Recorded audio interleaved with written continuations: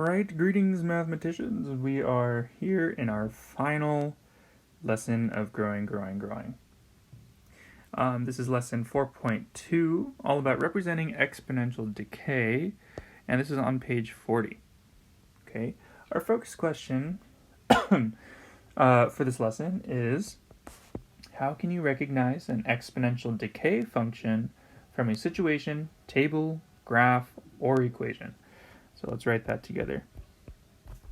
So how can you recognize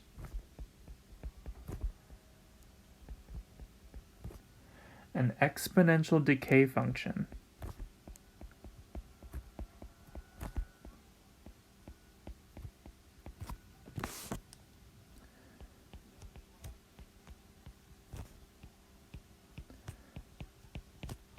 and we might want to emphasize that this is decay, right? There are four different things. From a situation, right? Like I give you guys a word problem. So a situation, a table, a graph, or equation.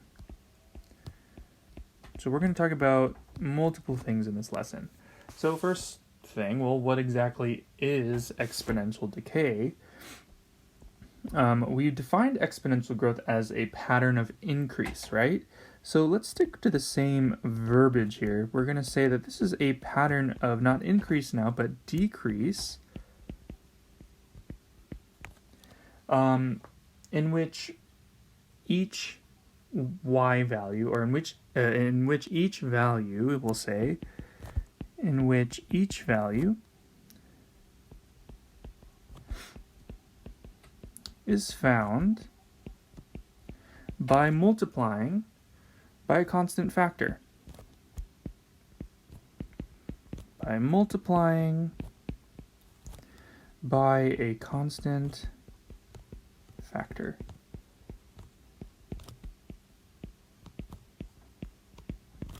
Okay, so that constant factor just so happens to be our next vocab word, the decay factor.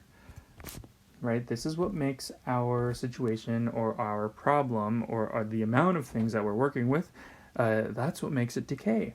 So we'll say that the decay factor is the constant factor, right, in the definition of exponential decay. So the constant factor that each value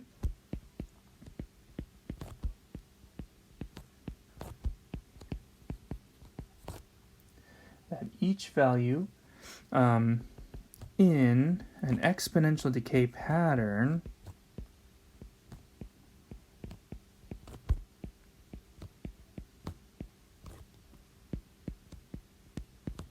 there we go, is multiplied by to get the next value. It's kind of a long-winded definition here.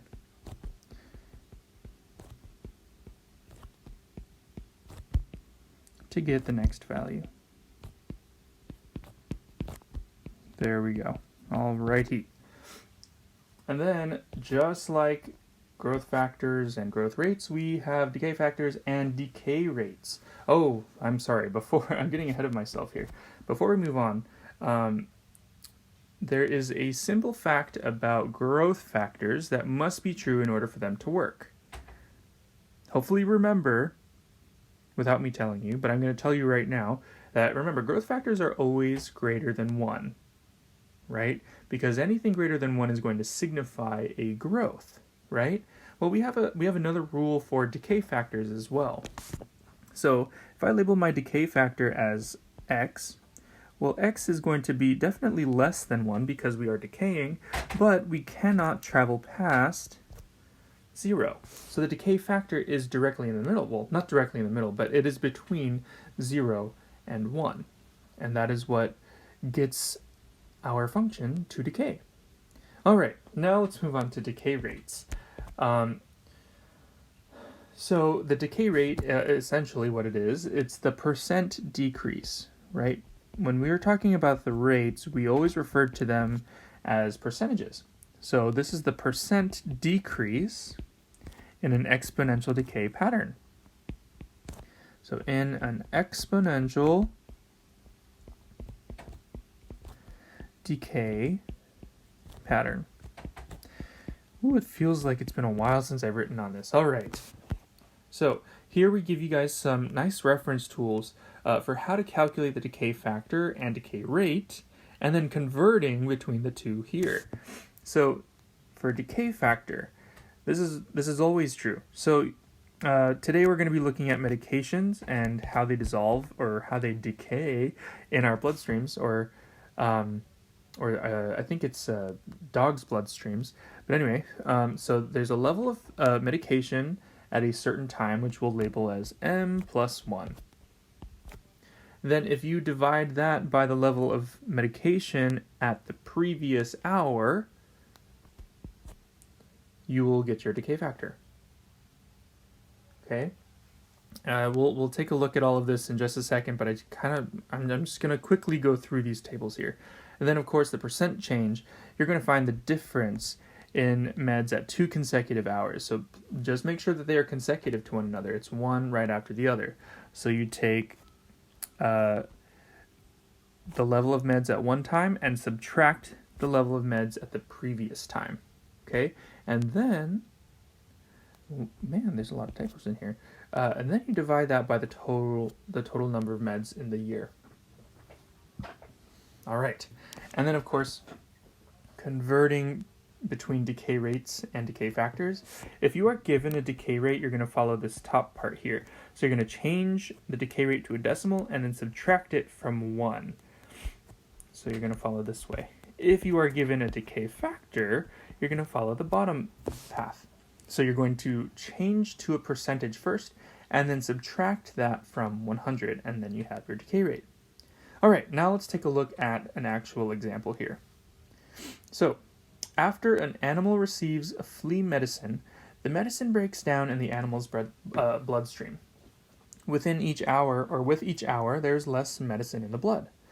So a dog receives a 400 milligram dose of flea medicine. The table and graph show the amount of medicine in the dog's bloodstream each hour for 6 hours after the dose. So here's all of our data.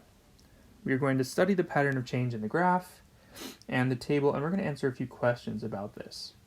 Okay, so what is the decay factor? Well, if we go back up to our reference table here, to find the decay factor, that's right here, we need to take the level of meds at a certain time and then divide it by the level of meds at the previous hour. So let's go ahead, and I'm just going to pick this.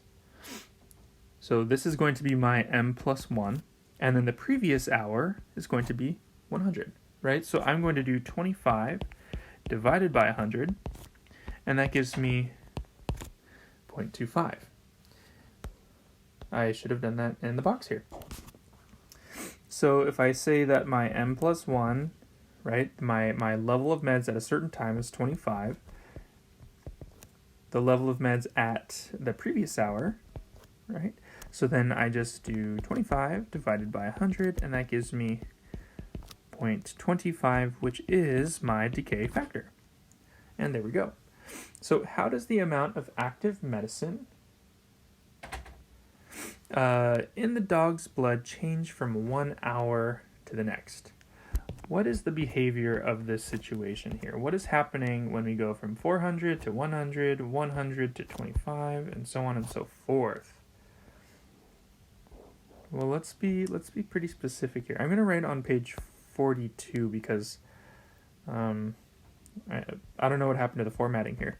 But anyway, so we know that we are multiplying by 0.25 every time, or every hour that passes. Whoops, not 2.5, 0.25.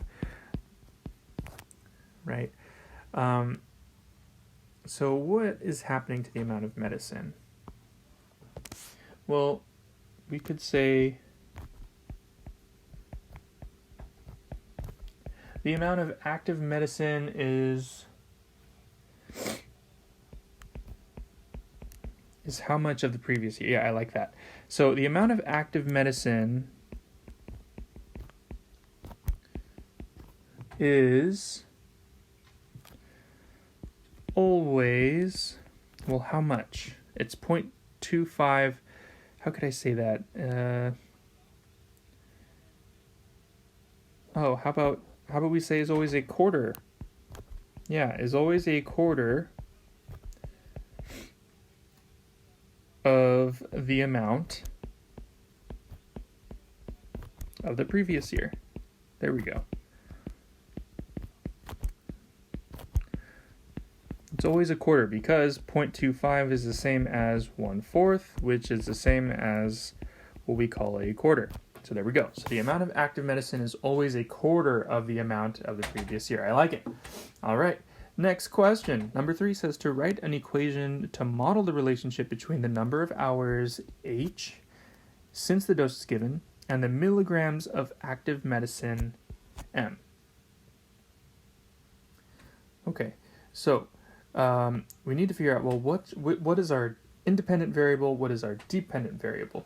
Well, M, they told us, is the amount of medicine, and this is in milligrams. I am blanking on the I'm blanking on the abbreviation, so I'll just write it to be safe. And then H is the number of hours. Which one is dependent? Which one is independent? Hopefully you've come to the same conclusion that M, or the amount of medicine, is the dependent variable, right? And H is the independent variable. All right, so let's write our equation. So again, the equation that we're going to use doesn't change. Remember, it's still in this form, y equals a times b to the n power. We just need to change some variables. So A, remember, is our initial value. How much medicine did we start out with? That is 400 milligrams. Oh, they have it for me. The abbreviation, it's mg. I was right. Okay. So let me write that, milligrams. There we go. Okay, so initial value, 400. And I'm going to multiply that by, well, what is my decay factor? We decided that the decay factor was 0.25, and we are going to raise that to an exponent, which just so happens to be our independent variable, which is h. And so our equation looks like this. M equals 400 times 0.25 raised to the h power. All right, the very last question of this part here. Does the relationship displayed in the table and graph represent an exponential function? Does this represent an exponential function? I think if we were to have like a live discussion of this, I think you guys would notice that, wow, look how fast that decreases. And look, it gets, as it moves along this line, it gets closer and closer to 0, right?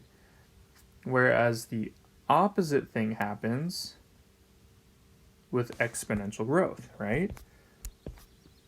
We start off small, but then we increase rapidly, right? And then it continues on forever.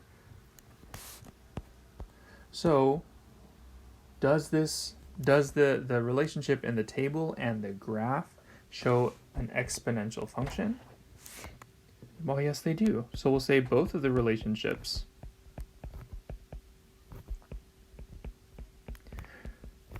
And the relationships they're talking about are, of course, in the table and then in the graph, represent an exponential function. Represent, there we go, an exponential function. What type of exponential function, do you ask? Well, of course, this is exponential decay. So I'll say this is exponential decay.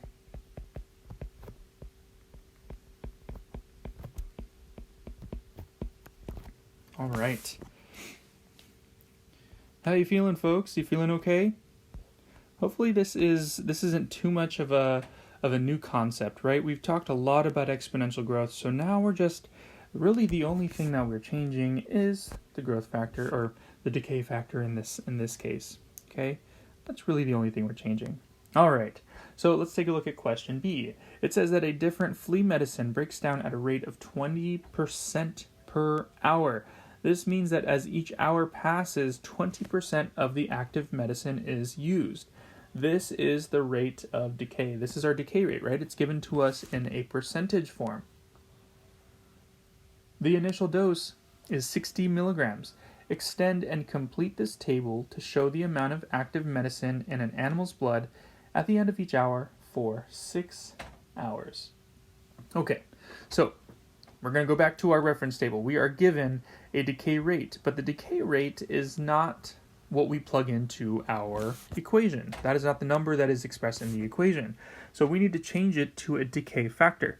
So here is my process. Given a decay rate, I need to change it to a decimal and then subtract from 1. So let's go back. So change it to a decimal and then subtract from 1. So my decay rate, I'll label everything here, is 20%. And I want to change that into a decay factor. So I'm going to change my percentage into a decimal. So 20% is the same as 0.20, and I subtract that from 1. So 1 minus 0.2. So my decay factor is equal to 0.8. And this is what we're going to use to help us fill out the rest of this table. So 20% is used up. That means that 80% of the medicine is left over after the first hour. So I'm going to take 80% of 60. So I'm going to multiply that by 0.8, and I get 48 milligrams. And then you continue this pattern, right? We multiply by 0.8 again, by 0.8, and you get approximately 38.4. And I hope you're seeing the pattern here. You multiply by 0.8 again, you get 30.72. Multiply by 0.8 again, you get 24.576 approximately. Multiply by 0.8 again, you get 19.6608 approximately. And then you multiply by 0.8 once more, and you get 15.72864 at the end of the 6th hour. Okay, so now let's go ahead and make our graph. Hey, look, we give you a title. Yay! All right, let's label our axes then. So the x-axis, we decided the independent variable, is the amount of time, right? And the amount of time is in hours. And then, of course, the dependent variable is the amount of medicine. And this is in milligrams. Okay, I'm just going to go 2, 4, 6, 8, and 10. Almost done, folks. And then along the medicine side, I think I'm going to go up by 15s. Yeah, 15. I'm going to skip 1, go up another 15. So that's 30, that's 45, that is 60, and that is 75 at the very top. Okay, I think this will give us a nice picture of our data here. So let me change colors, use pink this time. So at 0 hours, we are at 60. That is our initial value. And then we are decreasing. So 1 hour is at 48, so slightly above 45. 2 hours, we're at 38.4. Well, right in between, I believe, is 37.5. 37.5. So that must mean that 2 is, at hour 2 we were at 38.4, so right above that halfway mark, somewhere about there.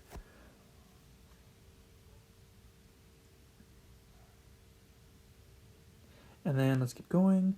3 hours we're at 30.72, so right above there. And then 5th hour we are at 4th hour. Wait a second, my points are off. That's why I was distracted. I was like, why are my points not lining up nicely? 3 is at 30.72, so slightly, but there we go. That's looking better. 4 is at 24.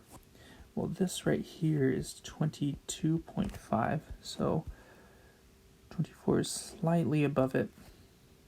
At the 5th hour, we are at 19, so below that point there. 6th hour, we are even more so lower and lower. So, because I only asked you guys to go up to the 6th hour, we're going to stop there and just draw an arrow to signify that it continues to decay. And there we go. There is our graph. All right. For the medicine in part 1. Hold on 1 second. There we go. Yep. Just got to finish this page and then we are finished, folks. So, for the medicine in part 1, Janelle wrote the equation m equals 60 times 0.8 raised to the h power to show the amount of active medicine m after h hours. Compare the quantities of active medicine in your table to the quantities given by Janelle's equation. Explain any similarities or differences. So if we were to use Janelle's equation without us having done any of the work, we would have done something like this. We would have created a table here, right, for any number of hours h, that'll give me some sort of amount of medicine, right? And I use this equation, 60 times 0.8 raised to the h power. So from time 0, or when my initial population, right, is at 60, 1 hour, I plug it into my equation, my h is 1, and I get 48, my h is 2, and what do I get? I still get 38.4, hour 3, 30.72. Is this looking familiar? Yes, it is. So we could say that the quantities are exactly the same.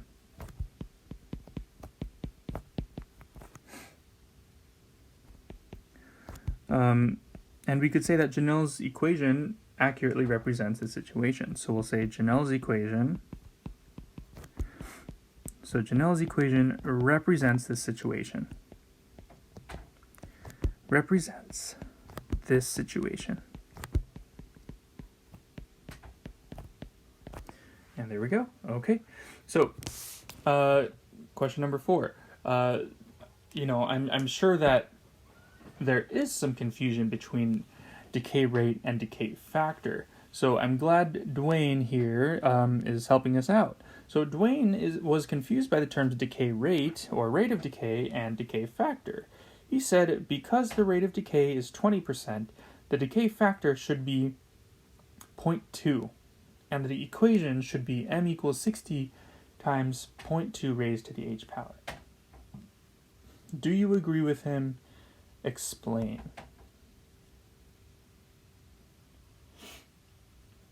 So this would have been a great discussion piece.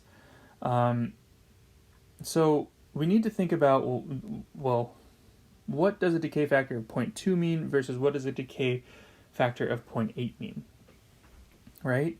So the decay factor of 0.8, remember, that is, here, let me write this down. So the when the decay factor is 0.8,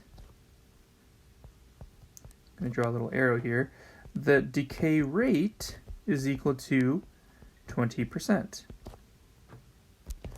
When the decay factor is 0.2,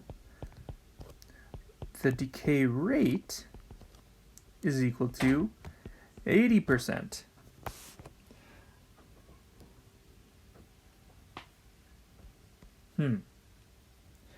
These two things do not mean the same thing, right? Remember, when I was filling out the table, I said that every hour that passed, the amount of medication, 20% of that was used up, right? So what we record in our table, all of these numbers here in our table, right? That's what's left over. After 20% of the medication is used up, well, how much is left over? 80%, right? So that's why I multiplied by 80%, because I'm trying to find, well, what is 80% of 60? What's 80% of 48? 38.4, or what's 80% of 38.4, and so on and so forth, right? So that's why we need to change the decay rate into a decimal and then subtract from 1. Because 0.2 is not the decay factor when the decay rate is 20%. So those two are not the same thing. So we will confidently say no. It says that, I guess what we could say, if the problem states that whatever is decaying at a rate of 20%, that means after each increase in our x value, or our independent variable, we have 80% of the previous y value. So let's write this down. So if the problem states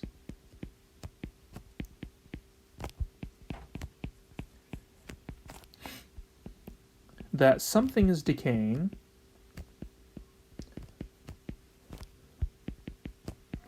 at a rate, is decaying at a rate of 20%, that means, I'm going to extend over here to the left, that means after each increase in x, our independent variable in x, we have 80% of the previous y value left over. We have 80% of the previous y value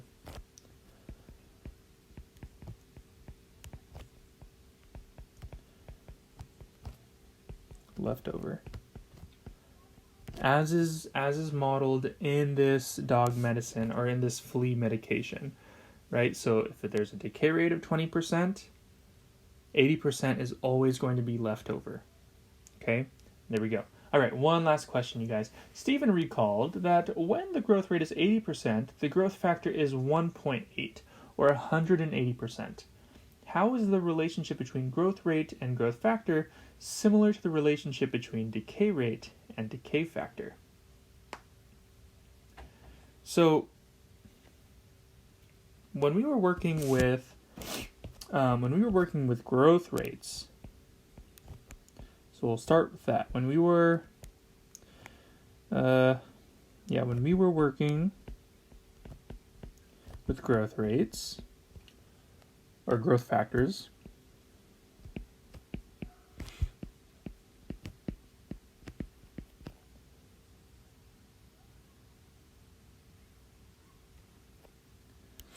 the numbers were always what? What did our numbers look like? That's what I would ask you guys. Well, our numbers, our growth factors, were always greater than 1.